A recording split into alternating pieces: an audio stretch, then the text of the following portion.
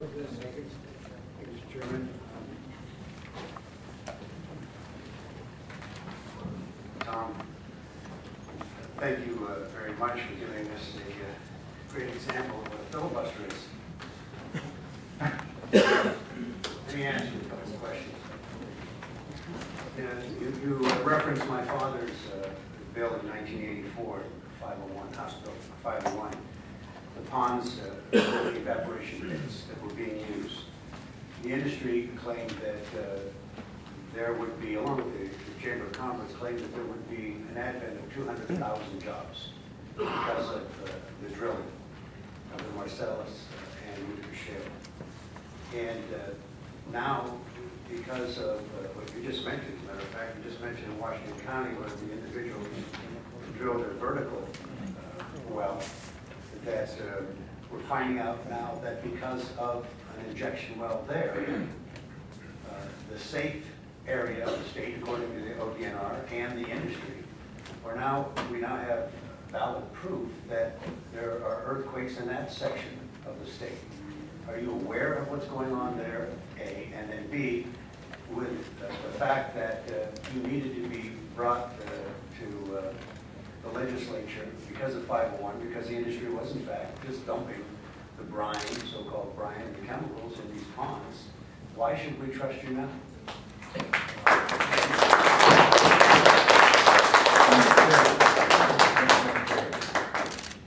I was there when 501 was done. And, I was younger than you. And the area I was referencing was Washington County, Pennsylvania. That would be my next question. The disposal wells that are commercially operating inside Washington County are not operating at basement levels. In fact, they're operating in a very common formation in Clinton Sandstone, which is 3,000 feet from the base of the province. Nobody is, I think, tempted to make a link that whatever earthquake happened in Washington County, Ohio, is related to the UIC wells beyond the circumstantial evidence that UIC wells are there and an earthquake happened. Earthquakes happen all the time, and I think the department has not made a conclusion that it's related to UIC activity. I have felt earthquakes in Fairfield County, not too far away. I witnessed that in my time. I'm not sure why I would expect you to believe me, except that you and I have known each other for 20 years, and I think my reputation as a General Assembly is sterling. Other than that, Mr. Chairman, I'm not talking about personal. I'm talking about the industry. You don't have to believe it, or you don't have to believe the industry. I will point to the statistics of Class 2 injection across the state of Ohio and across the United States, which I referred to in my testimony. The overwhelming evidence is that it's safe, and actually it's the preferred method in the landmark federal laws. I think 501 was badly needed. It was a traumatic event for industry at that time. You talked about your dad, we'll talk about my dad. He grew up in the 40s and 50s in the oil and gas industry. He didn't like 501, and my response to him, as I was well tending for him, was, you can't put water in pits. Look what you're doing. I think 501 was badly needed. And the solution to the issue was the proper way. Use UIC, use Class 2 to manage that stream. The industry has complied and made a very effective and efficient way of using it. And that's been the history since 1985 when the law became part of the books. Yep. And I appreciate that. My point was the industry does not initiate these type of actions. They are always dragged kicking and screaming to the legislative process. In fact, I was at the lead in doing Senate Bill 165, and I take a lot of pride in how that was crafted underneath Senate Pro Tem Tom Niehaus and under Dave Hall over in the Ohio House. Senate Bill 165. Those people who are familiar with regulatory policy across the United States consider 165 to be the most significant amendment to oil and gas law in the 33 producing states, and very forward-leaning. And a stronger report and state review process that came in after 165 was put in place back that up. And that was signed off by the environmental community.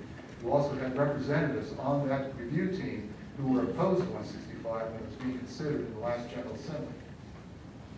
And they didn't bring kicking or screaming me to the table to do 165. I was there at every step, trying to make that the best bill we possibly could, including doubling funding for the Oil and Gas Agency, including revising enforcement authority, including updating how we do well construction practices so that it meets the modern challenges. Frac disclosure was my idea, the state representative. Mr. Chairman, One more question. thank you. There seems to be some issue that was raised in the New York Times article relative to the 3-year moratorium that the New York Times had, but then it moved rather rapidly to Pennsylvania.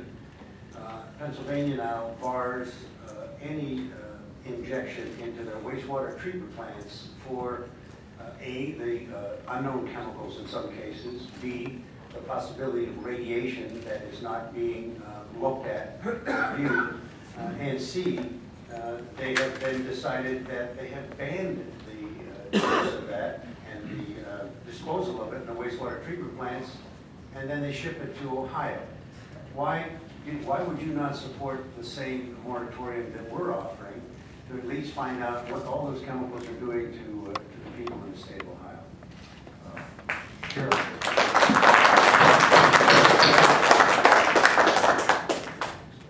In the state of Pennsylvania, they don't have primacy for one thing. They also do not, their formations, because you move into the Appalachian geosyncline at a rate of about 75 feet dip per mile as you move down into the basin, everything in Pennsylvania is deeper, and if it's deeper, there's the potential for it to be tighter in permeability. There's only very few Class 2 wells that accept oil field brines in the state of Pennsylvania. One of them was done pursuant to a study by US EPA, as I found out last week. The solution in Pennsylvania then has been to use POTWs to compete with other industries who want to put their waste stream into rivers and streams. I personally oppose that. And I went to the Strickland administration, who issued the first POTW to the city of Warren, and said, don't do it. And I went to the Kasich administration that came in and said, don't do it. Because I know, to me, it's a political issue. One, the oil and gas industry over there was competing with all these other industries who all wanted to use the river as their sewer, legally. So that was causing stress. But I can sit here, I know I can't convince these people, but I know I can't convince you that you can clean that water till it's absolutely distilled, and I'm never going to convince you that it was a good thing to put that into a river stream, correct? That's not correct at all. You can convince me, and the science convinces me that, in fact, it's clean. I think we've got a ways to go on that. So, Chairman, That's true. what we're talking about here is POTWs, correct? Correct. Talking about POTWs. The state of Ohio doesn't allow that to happen, and they denied the permit of the one that existed in the state of Ohio. It doesn't benefit the Ohio industry, whether there's a POTW in Cleveland. Mr. Chairman, the last thing here, Tom, is that the primacy issue is an important issue for the state of Ohio. We all understand that we relinquished that, the feds relinquished that back to us. The ODNR makes those decisions. But on the other hand, the fines and the requirements that they stay up to date are actually lower than the US EPA standards. They are the minimum of the US EPA standards. They do not exceed it. So the state of Ohio is actually below the highest standards that are issued in other states. The state of Ohio is lax in those regulations.